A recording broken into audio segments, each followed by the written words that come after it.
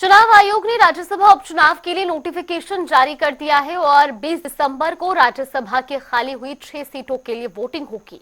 इसी दिन शाम में नतीजे भी घोषित कर दिए जाएंगे और ऐसे में हरियाणा में भी राज्यसभा की एक सीट के लिए चुनाव होना है। इस पर देखिए खास रिपोर्ट।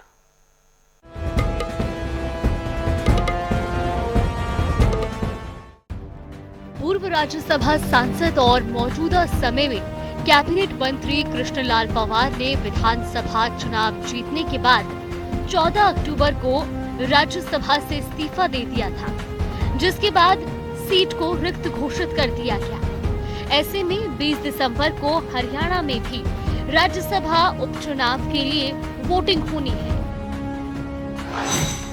3 दिसंबर से शुरू होगी नामांकन प्रक्रिया। 10 दिसंबर नामांकन की अंतिम तारीख। 2 नामांकन होने पर ही होगी वोटिंग। 20 दिसंबर को होगी राज्यसभा उपचुनाव के लिए वोटिंग। चुने गए सांसद का 1 अगस्त 2028 तक रहेगा कार्यकाल।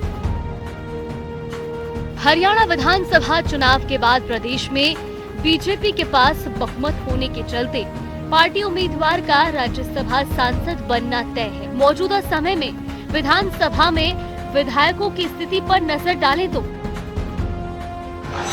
बीजेपी के पास 48 विधायक हैं, कांग्रेस के पास विधानसभा में 37 विधायक हैं, इनेलो के पास 2 विधायक हैं, जबकि विधानसभा में 3 निर्दलीय विधायक हैं, जिनका समर्थन भारतीय जनता पार्टी को है। बीजेपी के पास फिलहाल विधानसभा में 48 विधायकों का संख्या बल है और इसके साथ ही तीनों निर्दलीय विधायकों ने भी अपना समर्थन भारतीय जनता पार्टी को दिया है। ऐसे में हरियाणा से बीजेपी का राज्यसभा सांसद चुना जाना तय है। इससे पहले इसी साल कांग्रेस नेता दीपेंद्र हुड्डा के लोकसभा सांसद बनने के बाद भी राज्यसभा की सीट खाली हुई थी, लिहाजा उपचुनाव में बीजेपी की किरण चौधरी ने चुनाव लड़ा और वो राज्यसभा सांसद चुनी गई। हालांकि इस चुनाव में बहुमत न होने के कारण विपक्ष ने कोई उम्मीदवार खड़ा नहीं किया था। हरियाणा से राज्यसभा की 5 सीटें आती हैं, जिसमें अभी 4 राज्यसभा सांसद हैं और 1 सीट पर 20 दिसंबर को सांसद चुना जाएगा। रामचंद्र जांगड़ा बीजेपी, सुभाष बराला बीजेपी के राज्यसभा सांसद, किरण चौधरी बीजेपी की राज्यसभा सांसद, कार्तिकेय शर्मा निर्दलीय राज्यसभा सांसद।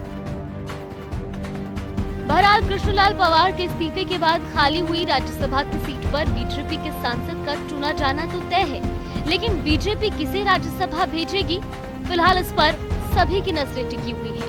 न्यूज़ डेस्क, जनता टीवी।